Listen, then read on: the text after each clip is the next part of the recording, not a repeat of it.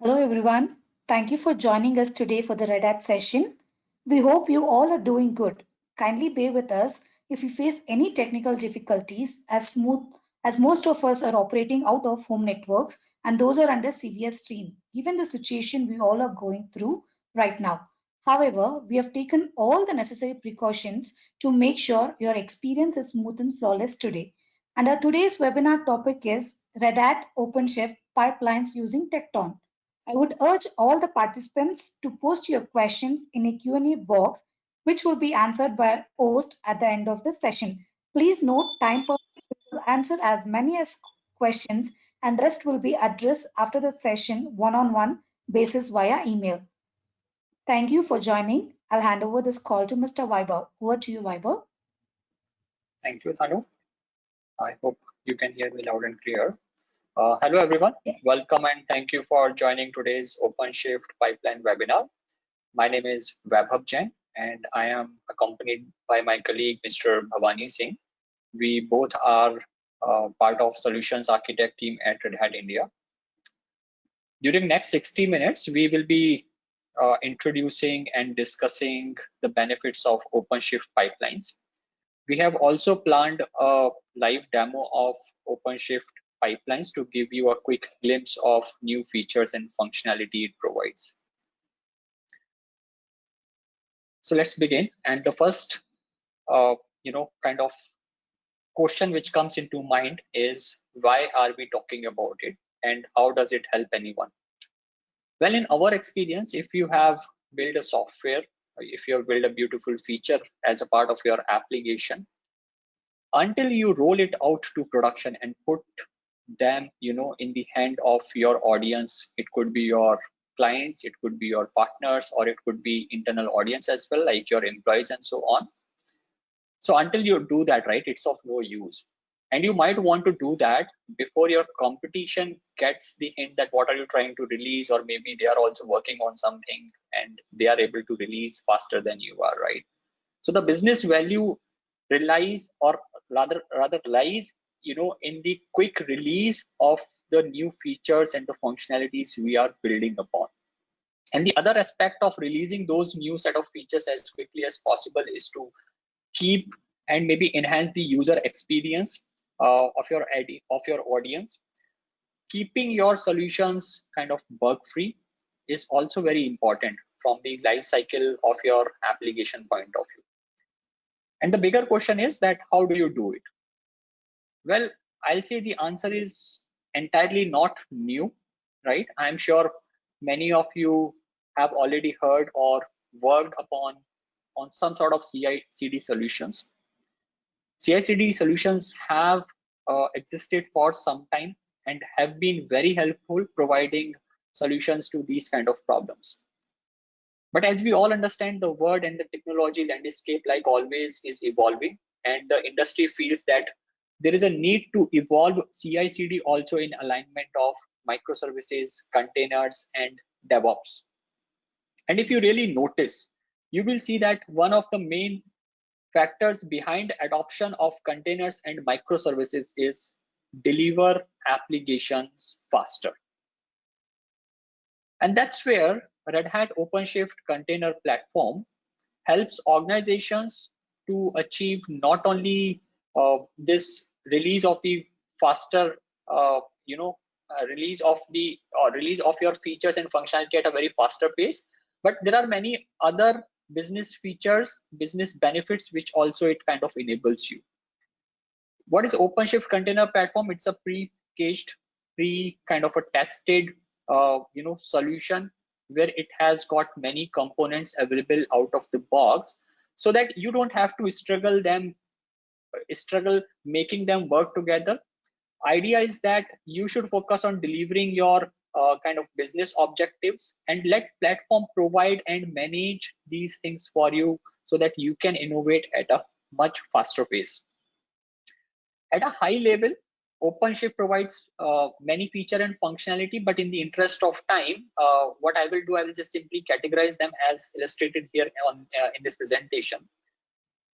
There are platform services, there are application services, there are developer services. All these services are something which you get along with OpenShift container platform. And obviously this is built on top of the cluster services. So the native cluster services where you get capabilities like internal networking, monitoring capabilities, management capabilities. This is on top of the Kubernetes container orchestration platform, and which is kind of running on top of the industry's trusted and best Linux operating system, which is Red Hat Enterprise Linux operating system. And you can maybe also run this on Red Hat CoreOS. CoreOS is an immutable container optimized operating system. And all this can be run in your on-premise data center on bare metal servers. You can run them on any sort of the virtual machine. You can also run them on any sort of private cloud, public cloud, and maybe it can be a multi-cloud or hybrid cloud kind of a setup as well. So OpenShift is not limited to any specific set of deployment. All these features, irrespective of the underlying platform, are enabled in every set of deployment. And with our experience, what we have seen, maybe you will start with 1 or 2 cluster, but you might have the requirement to go beyond maybe a couple of clusters, and you want to manage them. So there could be a business use case where you want to have a multi-cloud kind of a strategy in your organization, in terms of deploying and using those applications from different geographies point of view and so on.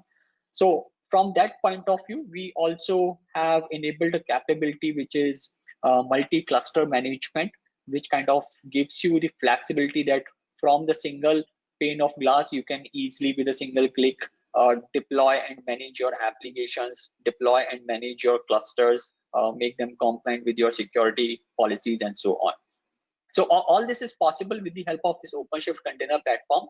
And if I bring your focus back under the platform services, what you can see here, there is a CI/CD, functionality mentioned over here, CI/CD pipelines. This is the piece per se which we are planning to discuss today, that how it will help and where does it fill in the overall scheme of things. So moving on, what is CI/CD? From the business benefit point of view, I kind of explain that when you're looking towards delivering your application code out there into the production, that's where CI/CD helps. So let's maybe jump directly into it and understand more from a technology point of view. So CI stands for continuous integration and CD stands for continuous delivery. And pipeline at a high level is a kind of an outcome of this CI/CD implementation. So what you see here on the screen is a flow. This flow is called as a pipeline. So what is CI/CD? CI/CD is about automation in your software delivery lifecycle so that you can deliver your code changes, your new applications more frequently, reliably, and also maybe keep them bug free because you have already pre-tested them as a part of your process of deploying this in an automated fashion to the production. You achieve this through automating the steps required during the delivery life cycle of your application or the software.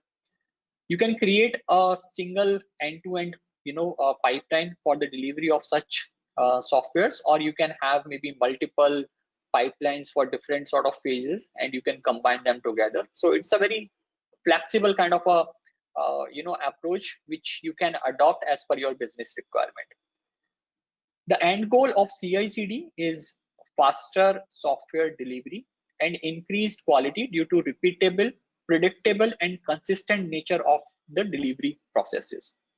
So that's what we will achieve when we try to implement CI/CD.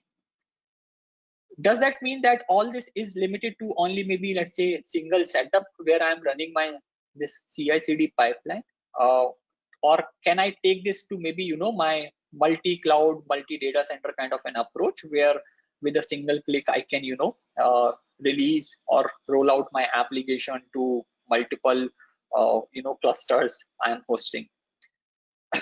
And that to include not only to maybe one type of deployment architecture which is only containers, maybe virtual machines and others, so on.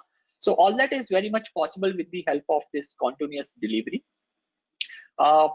you have the flexibility in your hand that how do you want to implement this.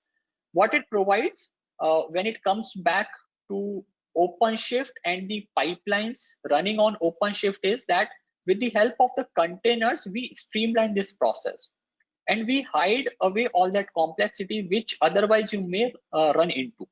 So let's assume that you have this one application software, and if you want to deploy into maybe virtual machine, and then you want to deploy parallelly into some other environment, the environmental complexities, the environmental variables and so on might create some sort of trouble for you to have the single binary as a deployment methodology across multiple environments. But if you are using containers, it kind of solves that kind of a problem.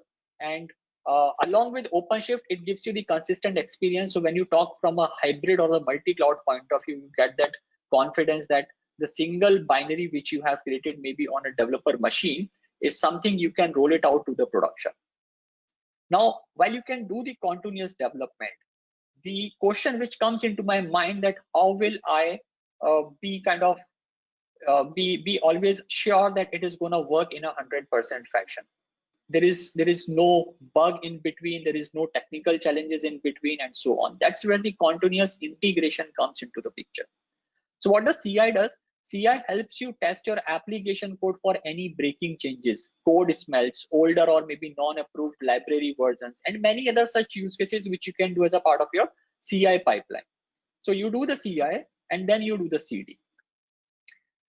But in the end, if you put these together, what you get is a single click deployment of your application into production right from the developer workstation. So the code which I have maybe committed into my source code repository as a part of my developer life cycle, now the same code is tested on the developer machine. With the help of the CI, you can test them, integrate them with your larger application, run some automated tests, do a security check, do unit testing, do all different type of tests. And once you are comfortable with a manual intervention or maybe in an automated fashion, you can go and simply deploy them across the different environments or to your production clusters. So to me, it sounds like a very powerful tool and very powerful functionality. Well, the answer is yes. And with that particular powerful feature, what happens is there are some risks which comes into the picture, right? What, because of maybe manual mistake or because of some error in my system, I somehow release that code out into my production. Is it going to bring down my whole application, or some sort of that thing can happen? Well, again, that's where containers and OpenShift container platform comes for rescue. OpenShift container platform gives you the capability where you can use advanced methodologies like rolling upgrade, blue-green routing, fast failover, rollback, etc. features, so that while you're using CD, you can kind of configure in a fashion that once my version 2 is out, it is gonna cater only to maybe 1% or 2% or only the internal employees or only the Delhi public kind of stuff. And once I'm satisfied, I will increase the traffic slowly and gradually so that I don't get a full impact, and everything is happening in a controlled fashion. And all this can be again done in a very automated fashion. So in that particular context, as we are talking about containers, we are talking about OpenShift container platform. So essentially what we're talking about is the cloud native features and functionality. And CI/CD is kind of not away from that, because what we are looking going forward is to run our CI/CD engine in a container fashion on OpenShift, and that's where the cloud native CI/CD comes into picture. So what is cloud native CI/CD? As Red Hat, we say there are 3 characteristics when it comes to cloud native CI/CD. Number 1, containers. So the CI/CD, what we are talking about, the pipeline methodology of running this particular pipeline we are talking about, they are containerized and they run well on Kubernetes. Number 2, they are serverless. So what do we mean by serverless? Serverless means that I will not always have a centralized instance up and running to cater my this pipeline or the CI/CD sort of requirements. It should come up when I need to run my pipeline, and when I'm not running any pipeline, it can go away. So there is no need to run that from the maintenance point of view, and it should be highly flexible, customizable, and so on. That's where serverless comes into picture. And if I can bring in my CI/CD onto the serverless fashion, that is going to help me. And third one is the DevOps. Again, DevOps as a principle, as a concept, talks about bringing developer and operations together, but the tool which you are using should enable you to actually use those sort of functionality, where you, without being dependent on the operation, are able to maybe maintain, manage, create, destroy your pipelines as per your own requirement. I'm sure you all have or maybe might have heard or worked upon on some sort of traditional CI/CD kind of solutions. So you understand how the traditional CI/CD kind of works. But when it comes to cloud native, there are many differences, and these are not only differences but the reasons as well, which tells us that why do we need a cloud native CI/CD solution. So what I'm trying to tell you here, that while traditional CI/CD solution have kind of served the purpose so far, they might not be the right fit going forward when you look from the cloud native point of view. And I hope that some of you might know about the challenges, that one faces if you are running a centralized CI or a CD server for very long. The RBAC related concerns, the security related concerns which comes into picture, the maintenance of it, the plugins, repositories, and so on. There are multiple overheads which comes into picture.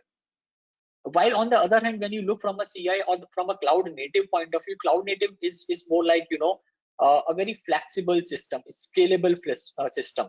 It has to be elastic in nature, right, and so on.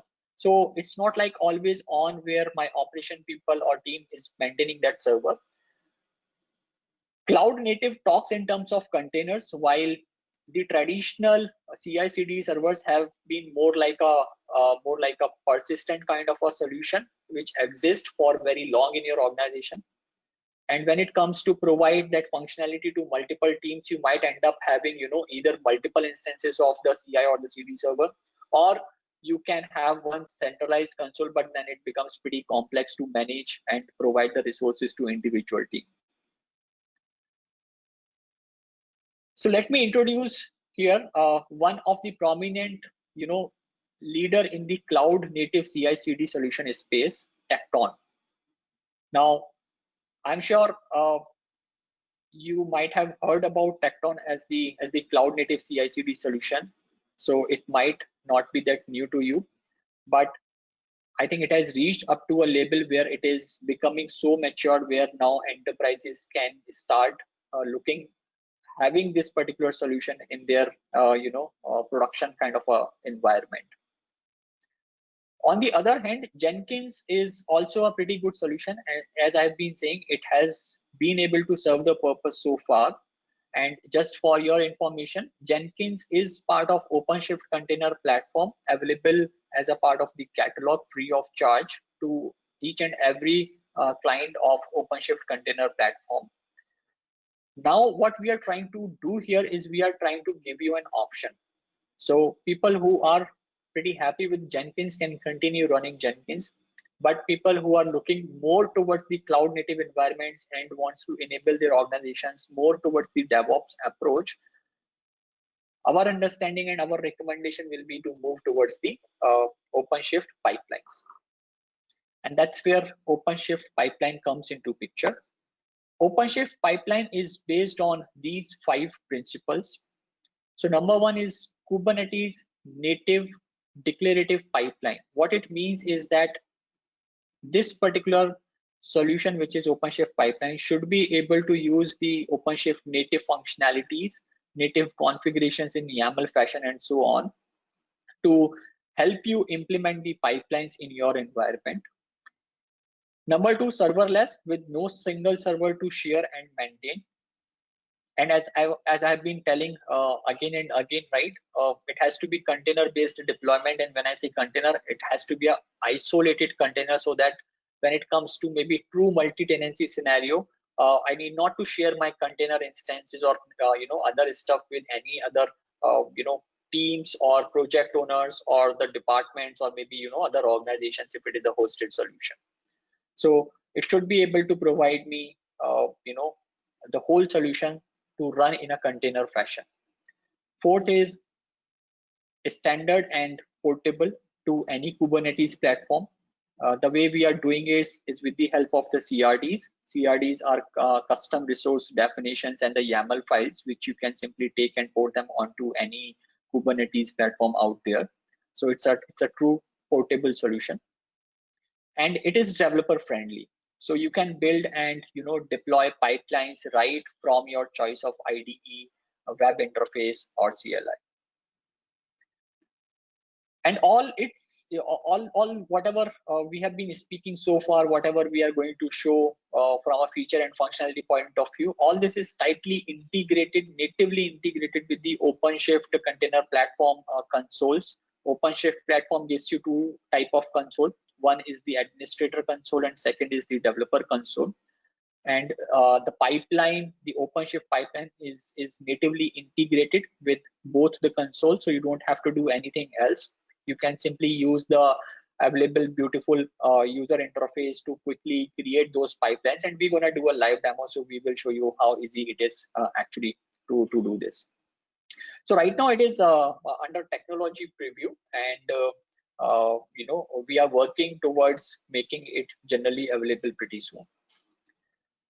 As I have been saying, Tekton, so OpenShift pipeline is based on the Tekton. Tekton is the upstream open source community edition.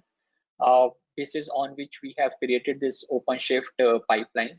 Tekton is again part of the CD Foundation and is contributed by Google, CloudBees, IBM, etc., along with Red Hat. What I'm just trying to convey here that it is not a specific Red Hat solution or an approach. It is an open industry-wide initiative with which we have also aligned and we see value, and that's why we have chosen Tekton as the OpenShift pipeline core engine. So on the architecture front, what you see here, it is pretty simple architecture. You have the core engine and then you have some additional modules. And when it comes to integration with the existing set of IDEs or CLI or other stuff, this is exactly in line of what Kubernetes or OpenShift follows, which is the API based communication. So here itself, Tekton gives you all those powerful APIs through which you can also integrate in case if you want to go into additional sort of automation on top of it.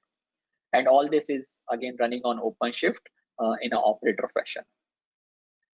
So what it will help you achieve is building pipeline for your code release to maybe a single or to multiple cloud environments. And all this will happen in a cloud native fashion running directly on OpenShift container platform, so that you don't have to manage any centralized CI server. And in turn, what you will get is, because of a serverless nature of it and the container feature and functionality, you will be able to save on resources and the cost front of it. So let me take a pause here and I will request my colleague, Mr. Bhavani, to take us through the Tekton deep dive and the feature and functionality, the specific way, how do we implement this, how this is going to be a little bit different than the Jenkins traditional CI/CD server. And we will also look from the live demo point of view.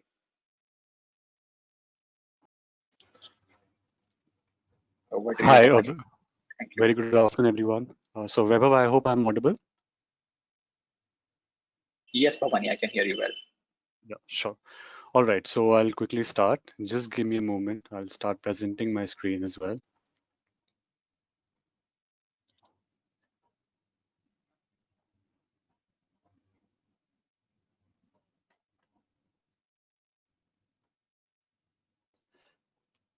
So thank you, Vaibhav. Thank you for setting the context very right. I think you very, very capably mentioned all the capabilities of CI/CD pipeline as to what CI/CD pipeline is with respect to, a cloud native architecture.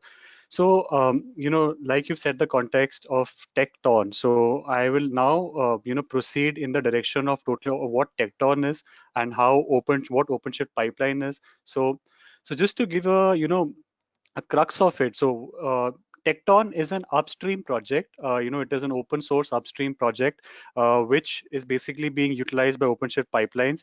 So if I have to define OpenShift pipelines, it is simply, I can say it is a Kubernetes styled CI/CD solution based on Tekton. So Tekton is the underlying, project which we make use of. And so like Weber mentioned, when right from the very beginning of a software development life cycle, wherein you have a certain source code, let's say in a source code management system, let's say Git, for example. And right from fetching the source code to making, let's say, compiling a jar or war file, whatever source code you're working on, to finally making an image, and then pushing the image to an image registry. And then let's say you also want certain tools in between, like a Sonar Cube, or you want to do some integration testing. So all of that, can be simply combined together and done in an automated fashion. And that is where exactly, I'm going to be heading towards the direction of OpenShift pipelines.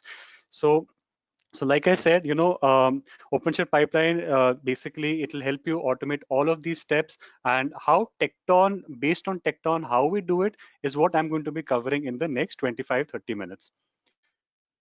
So with respect to Tekton, right? So like Weber also said that there are certain, let's say there are certain phases for when you automate a pipeline, right? So many of us have probably also used the conventional method of a pipeline, wherein you had a Jenkins server or whatever. You could be using a Bamboo based server, wherein it was a centralized master server, and using that you would probably deploying your source code, fetching it from Git, and whatever phases you want to do it. So similarly, all of those same steps now with respect to my OpenShift pipelines can be done on my OpenShift console directly. I need not go anywhere else. I need not have any other centralized console. Everything is available on my OpenShift container platform, something which I will be showcasing, during my live demo as well. So I will be showcasing that. So now to proceed as to what Tekton is, what are the basis for Tekton. So let's to set the context right. So this slide basically covers, the basic concepts. So what a step is, what a task is. So let's say, for example, I have my source code lying in my repository.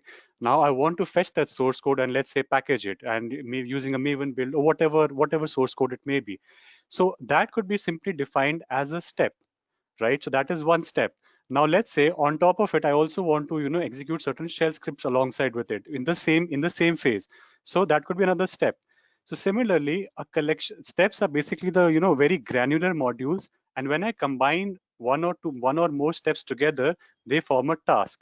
So a task could be a set of one or more similar steps with respect to whatever my end intent, whatever I want to do. So that is basically what a task would be. So it is a list of steps that run sequentially in the same pod.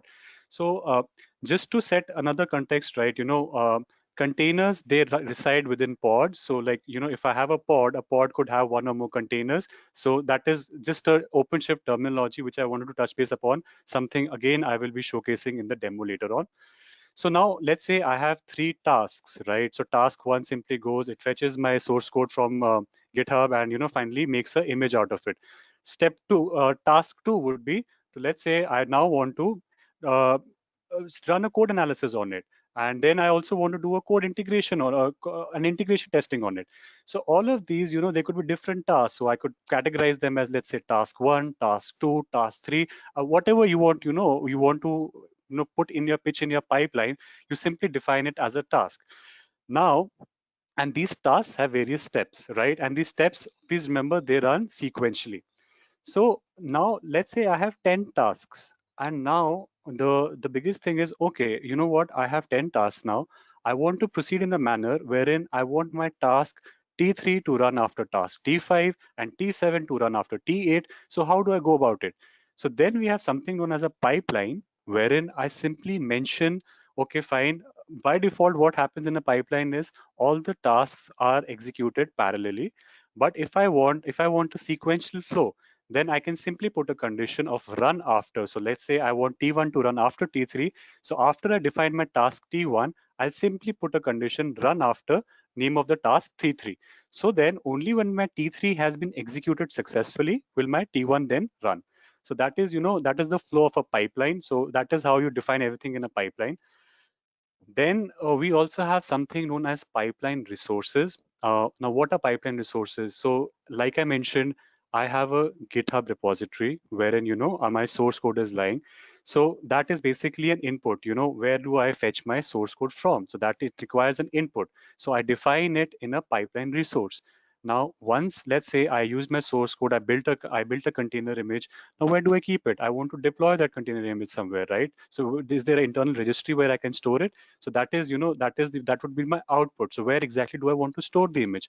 So those are things, which I can define in a pipeline resource. Moving on. Now, please remember that, when I use the word task, it is not necessary that a task needs to be run as part of a pipeline. I can actually execute tasks independently also. They need not be part of the pipeline. Like let's say I have a simple, I just want to build a war file and that's it. I don't want to go anywhere. I don't want it to deploy or do any sonar checks or whatever. So I can simply, using a task run also, I can simply, run my task. So the invocation, the execution of a task is simply a task run. So when I say, when I come down, when I say pipeline run, so what a pipeline run does is it runs my pipeline, which in turn runs all the tasks together. So, as and when we'll go forward, I can understand that, it might not all come at once, but the next few slides will, clear up all these concepts in a very, in a categorical manner. Then we have something known as conditions that, if you want to provide some check to that whether or not a task should be executed or what, like I mentioned earlier, that, okay, fine, only when my task 3 executes, do I want my task 1 to run after that? So, I can also specify those conditions. Then we also have something known as a catalog. So what exactly is a catalog? It is a collection of reusable tasks. So when I say OpenShift pipelines, so OpenShift pipelines, by default can be deployed across any OpenShift cluster just by using an operator, OpenShift pipeline operator.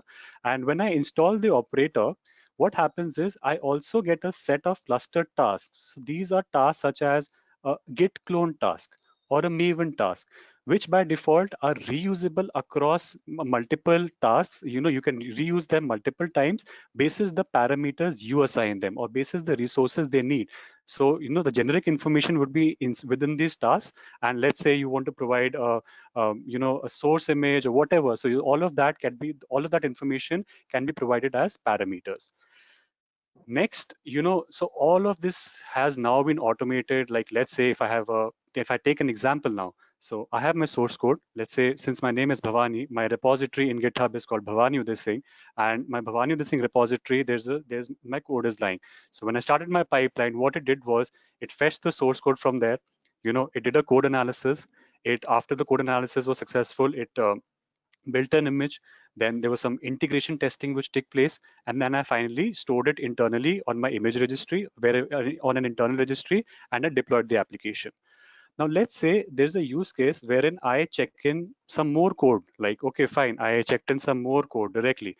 So I need not go and trigger the pipeline manually. So, I also have something known as triggers, wherein the moment a source, there's a change made on the source code on the master branch, what will happen is it will in turn evoke an event, and the event, so we have something known as a listener. So the pipeline listener, what it would do is the moment it gets an event from GitHub, it will automatically start the pipeline all over again, wherein it will go and fetch the latest source code, and then all the checks would pass. Well, let's say my code scanning is taking place, integration testing, and so on and so forth, and then it will deploy the latest version of my application. So this is how triggers work with respect to Tekton pipeline. So we are further automating the entire automation. If I could just state it in a single line. So this diagram, very beautifully probably explains everything. So I have a pipeline run here. What the pipeline run does is it invokes a pipeline. And a pipeline could be, it could consist of one or more tasks, and these tasks consist of one or more steps, right? So if I come here, so this even shows, what all steps I could do. I could simply run a command. I could, if I want to run some script, I could do that. I could simply pass some, if I want to use some image, I can do that. I can even have workspaces. Workspace is a very important concept, which I will just briefly touch upon in the next few slides. So this is just a high level overview of how a pipeline actually runs. So I'll move on to the next slide. So now, what exactly is a step, and how do we, what all? So basically, like I said, a step could be, a simple one, one, one. If I have to simply put it, let's say if I have to build my image, or if I have to build a jar file, so it could be one step, right? And if I have to build a war file, it could consist of one step. Similarly, when multiple steps combined together, they formulate a task. So, in the interest of time, I'll probably, not get into all of this detail, because I am going to be showing it to you in the live demo as well. So we all know as to what steps are. Here, if I'm simply using a image of Maven and I'm passing the command using Maven, I'm doing a simple Maven install. So it is simply one step. Moving on. What is a task? It is a collection of one or more steps. And like I said, steps run sequentially, and step containers run in the task pod. So task is one pod, and all the steps inside it, they run as containers. And like I said earlier also, it can also run independent of pipelines. I'll quickly move forward now. So this is just a task example, something we'll be covering on later as well. I'll move forward. So execution of a task, which in turn is a collection of steps, is known as a task run. So when I invoke a task, when I execute a task, it actually refers to a task run, and it makes sure that the task, it runs the task to completion within the task pod. And again, you can provide a lot of inputs to these tasks in the form of parameters, resources, or workspaces. Or if you are, you only a certain service account has access to that particular task, you can also, give all of that information. And pipeline is nothing but a collection of tasks put together. If at all I do not mention any sequential listing, so they will all run parallel. But if I put conditions wherein I say, okay, fine, task T1 to run after task T3, then only once my T3 is run would my task T1 run. And in a similar fashion, I can, to make sure that, I can also use my pipeline YAML file. I'll just show that you is reusable. I'll again, simply I can actually pass my parameters in the form of resources, in the form of external parameters to the pipeline. So I'll just move forward. So this was one more concept which I wanted to touch upon before I move on to the demo part of it. So like a lot of times what happens is, there are certain tasks wherein task 2 requires certain information from task T1, right? So how do we share all that information?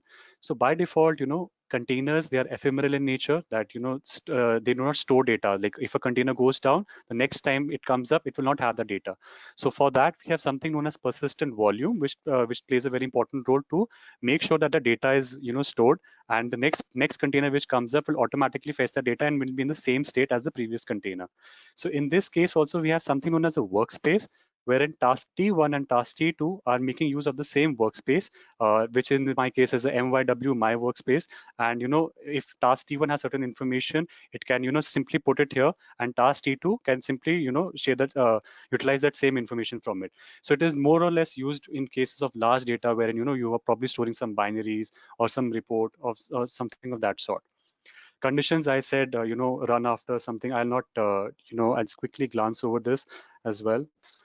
Pipeline run, when I execute a pipeline, that is when I am actually, when a pipeline is run for the, it runs all the tasks. So that is basically what constitutes a pipeline run. So it invokes all the task runs, and all the task runs, they run as pods. So moving forward, pipeline resource, it basically has the information of my source code, as well as where do I want to, once my source code has been compiled and all of that information has come, where do I want to store the image. So all of that comes into the pipeline resource. I can actually, all of that information is stored in my pipeline resource here. So last but not the least, triggers. Like I mentioned, I have a webhook on my GitHub. it invokes an event the moment a source code is made, and automatically my pipeline can be triggered. So without wasting more time, I'll quickly, jump over to the demo part of it, and I'll show you, what all I have done and how it is being done. Let me, right. So I have a pipeline here. Let me share make it full screen. So I already have a pipeline deployed here by the name of build and deploy.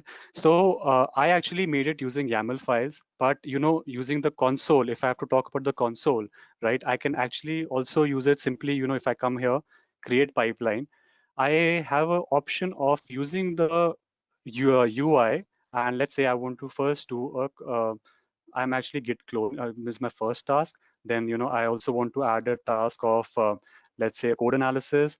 Then once my code analysis is done, I can simply add another task, a Maven, or whatever. So, all of these things can also be done using the UI itself. So a lot of us have their own preferences. Some of us are very comfortable with the developer console. Some of us are more comfortable with UIs. So, that comfort, that flexibility still stays with you. You can, simply come and do it here. Or, even if I want to add a YAML file, I can actually click on import YAML, and I get a CLI wherein I can actually write my YAML file, or I can even deploy a YAML file as such. So I think my internet is a little slow, so I'll quickly, it's still opening. What I'll do is I'll quickly show you the pipeline as to what all is there within the pipeline. Now I have a pipeline which is already deployed, and within the pipeline, so I have by default, like I mentioned earlier, I have certain tasks which constitute my pipeline. So if I come simply show you the pipeline which is already there, so it is running all of these tasks wherein, it is simply, fetching my source code.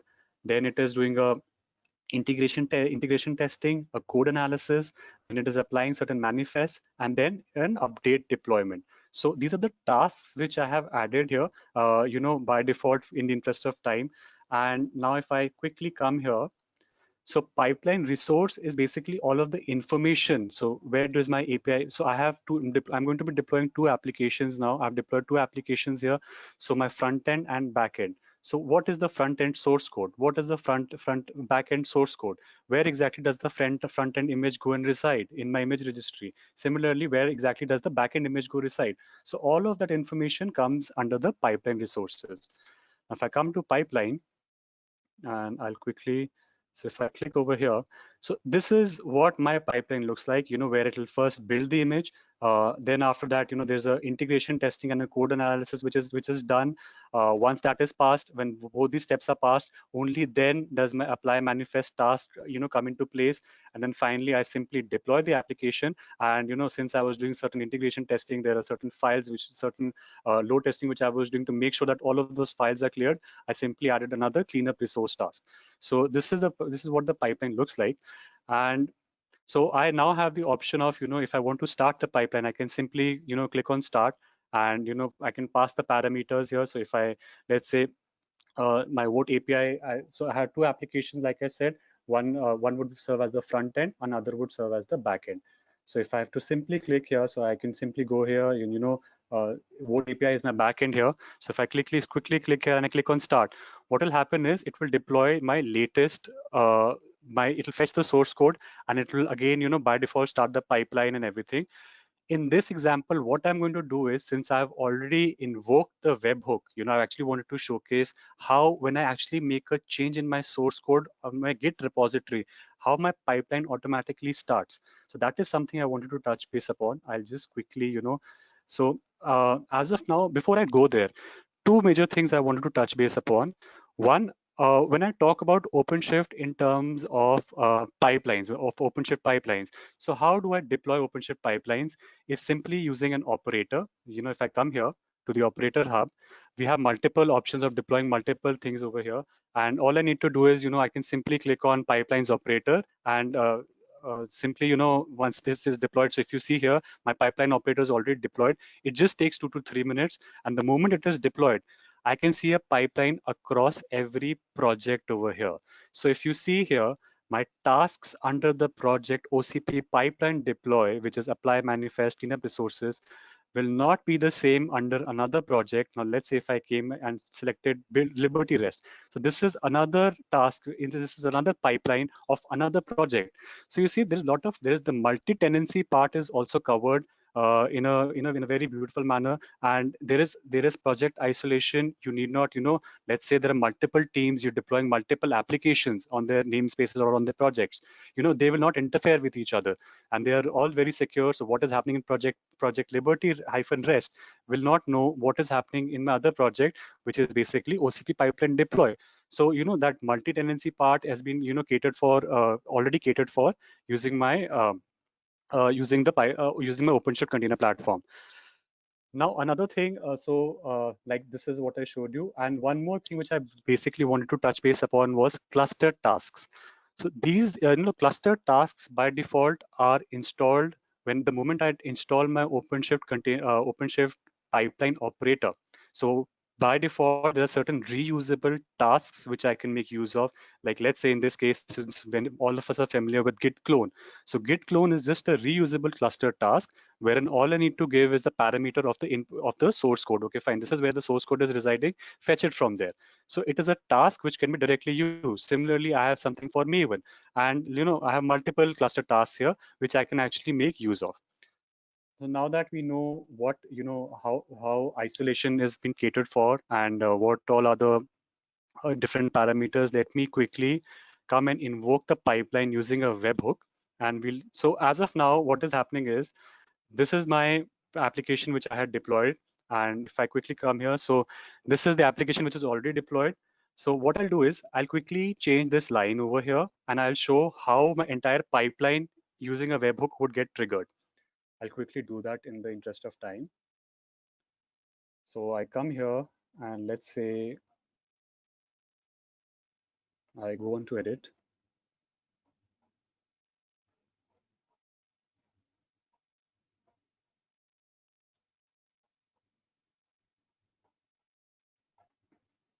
And let's say later you need to change your mind, question mark, change your vote. So this is the new line which is going to come here. And this is what should be now visible in my latest deployment. So if I come here, I'll just commit the changes, right? And let me commit the change. So while the change is getting committed, let me open my pipelines here. So you see, by default, a pipeline has got triggered because I have invoked a webhook. A new change came into the picture. So it by default, automatically sent an event to this particular project, which I'll just show you still coming up. I have a trigger over here. So I have deployed a trigger. Now what it is doing is it is simply listening to both these applications. And since I made a change on the UI front, on the application UI, so this basically listened to the UI, that the trigger went from GitHub to OpenShift, and it simply triggered the next next pipeline, sorry, in this case. And now let me jump onto the pipeline part. So let's go to pipeline run. So this is the pipeline which is getting run as of now. Let's click here. So now you see it is actually showing me, it is building the image and what all it is doing. So let me quickly come here. So I can also see the logs at the same time. What task am I at? So once my build image is successfully done, what will happen is it will automatically come on to code analysis and integration testing. So if I come back here, so it says the moment this stage has passed, you will get a green tick over here. Similarly, the integration testing passed, and the code analysis passed. So now what is happening is, once both of these were passed, only then my apply manifest task is now getting invoked. So if I come here, so now it will also show me, okay, fine, what are the steps happening in my apply manifest. So all of that, I have the log level information just using the console directly. So you see, I have not gone anywhere else, and directly everything is being utilized using the OpenShift container platform. And if I quickly come back, so it now says that it has been deployed successfully. So you see, when you have green tick marks in all of the boxes here, all of the tasks in this particular case. Now, if I come back and let me go to my topology section again. So if the previous version you saw, it was basically tip, change your vote. now that, it's basically, it's a very simple example. I'm not going to get into the nitty-gritties of it, but now that I have deployed a newer version, so if I quickly, come here, it says, tip, you need to change your mind, change your vote. So I can still, that newer application version has come up. So let's say I will select a dog since I'm a dog lover. So it says voted for dog. So now if I, simply refresh my previous one as well, what it will do is it will fetch the latest version. So it is basically, you need to change your mind, change your vote. So you see, just within just one change, so I have automated right from my, GitHub repository. The moment I made a change, it triggered an event to the pipeline, which is my OCP pipe, to this particular project only, right? And it basically, this triggered listen to the event which GitHub, it invoked, and then what it did was it simply came to pipelines, and then it's all the tasks defined in it, wherein, it first fetched the source code, a build was made, then there was certain integration testing which took place, and then I did some code analysis. Basis, once both these were complete, I went to apply manifest section, and then finally the last two tasks. So you see, I have automated the entire cycle, and I am not going to any other external server. All of this I have done just by using my OpenShift container platform. Now, so this, in this particular example, I was actually pushing my image directly to the OpenShift registry. Now, let's say, in a production-based environment, you have certain external registry as well. So how do I go about that? So I have deployed another example here, which I'm not going to deploy again because this takes a good 15, 20 minutes. It is a step of complex tasks. So, but it is doing a lot of tasks in place. So if I quickly come here, so you see all these build tasks, then it is creating a runtime image, clear resources, finally pushing the image to Quay. Now, Quay in my particular case is an external registry for storing images. It can also be used to scan images. So what I have done is, when I invoke this particular pipeline, after fetching my source code and running all these steps, it pushed, instead of keeping it locally, wherein in my previous project OCP pipeline deploy, where I was storing it locally, now I'm actually pushing the image to Quay. So if I come to Quay over here, you see I just pushed this 30 minutes ago. So this is the same image, the same image. It's a 393 MB image, wherein it basically, after all these steps took place, it basically deployed the image to Quay. And so a lot of times now, like I said, how did it push to Quay? Like, how did it have the credentials, right? I am signed in as Bhavani, this thing over here. How does OpenShift know, how did I actually reach Quay? For that, I have also, if I come back over here in the workload section, I have set secrets. So if I come here and I show you, so I've actually set a query secret wherein, my username and my password information is being utilized as a secret directly. So, if you have certain external mechanisms wherein, you need to go to a third party application or, access it, you can actually, the credentials can be stored as a secret, and they can also be at the same time invoked during the pipeline. So when the pipeline runs using secrets, in this case, I actually finally pushed my image to Quay. So this is something again which is very important from a, let's say, for very large images. A lot of times people also use JFrog Artifactory or whatever version of image registry you're using, and you finally deploy it there. So we also have options, wherein you can simply, using a secret or a token, you can actually finally deploy your image. The entire pipeline is the same, please note. It is getting invoked on the OCP platform itself, but finally it is getting stored in my external registry here, which in my case is a Quay. So this is what, more or less I wanted to show you. And so this was just a quick demo which I wanted to cover. And again, so this was all of this was using the pipeline, or using the pipelines using the console. I also have an option, you can also always come and download the Tekton CLI, wherein, if I have like if I am on the project OCP, I am on the OCP pipeline deploy project, right? Now, if I, let's say, I want to see the tasks which are part of this particular project. So I can simply download the Tekton CLI, and it will only show me the tasks which are available on my OCP pipeline deploy project.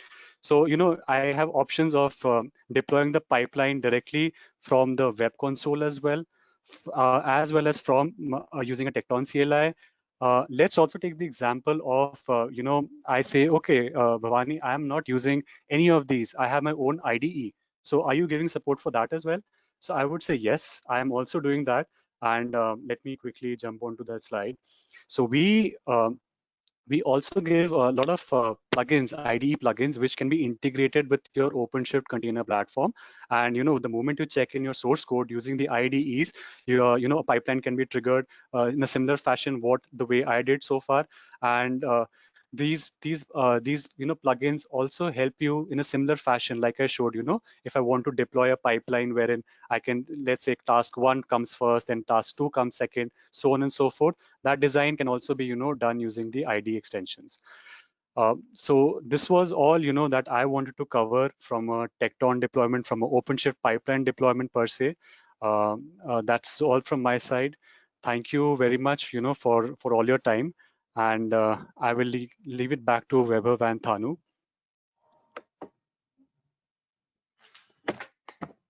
Thank you, Mr. Vaibhav and Bhavani, for the insightful session. Hello, everyone. We'll be launching 3 feedback polling questions. Request everyone to answer, as this will help us to improvise our upcoming webinars.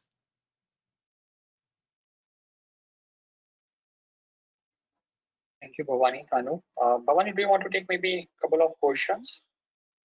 Sure, Vaibhav. I'll just do that. Maybe so there is one which says how to manage environment specific configuration maps and the secrets in the continuous deployment process, the Kubernetes object. So do you want to take it, Bhavani? Yeah, so like I mentioned earlier as well, so when I talk about OpenShift, right? So OpenShift is already categorizing everything. You have your own namespaces. So if from a Kubernetes standpoint, a namespace is basically a project on OpenShift. So every project will have its own secrets, it will have its own resources, and it will have its own pipeline. So that if you're talking from an isolation standpoint, what is happening in project P1, the secrets in project P1 will not be the same as what is defined in project P2, P3, and so on and so forth. So that part is already there, and it is already covered from an OpenShift stand. So OpenShift is already catering for all of those things. Right. So and I guess you demonstrated the manifest piece where we can create new objects inside OpenShift. So I guess using that we can also link the existing configuration map and secrets to our deployment configurations and other objects which we want to create. Right. Is that a correct understanding, Bhavani? Yes, Vaibhav, you absolutely said that correctly. Fantastic. So the other question is, which I can see is someone, Rahul Shah, is asking that is it supported and from which version of OpenShift currently supports this? So let me maybe take that. So currently we have the OpenShift 4.5 version, which is the latest version, and OpenShift pipeline, which is based on Tekton, is currently in tech preview. We have planned to make it generally available later this year. Okay. Remaining questions I have already responded. I see we are getting few more questions with respect to presentation, recordings, and so on.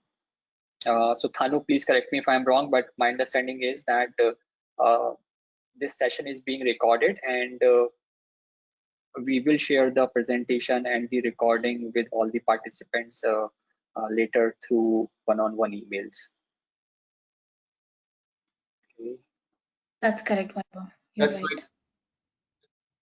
Thank you, Thanu. And then I see a few people are interested in kind of understanding how can they learn more when it comes to OpenShift pipelines. Is there a demo or guide which is available? Yes, there are guides available. Maybe the best place to start is docs.openshift.com. Docs is documentation short, DOCS. You can find the OpenShift pipeline documentation over there. In case if you want to maybe try out OpenShift pipeline, there is a learn.openshift.com URL which is available. You can simply open this in your browser. It's a free of cost playground which is available for different use cases on OpenShift. There is a full lab which is available on learn.openshift.com, which you can provision. There is no registration required. It is simply through a browser. You can simply go play with it. Step-by-step guide is also provided for you to follow and replicate in your environment. Okay, I think we are at 4 o'clock. So once again, thank you everyone for joining today's webinar. I hope you found it useful. We will be sharing the details of this, the recording and the presentation with you in the follow-up email. Once again, thank you everyone. Have a great day. Thank you, everyone.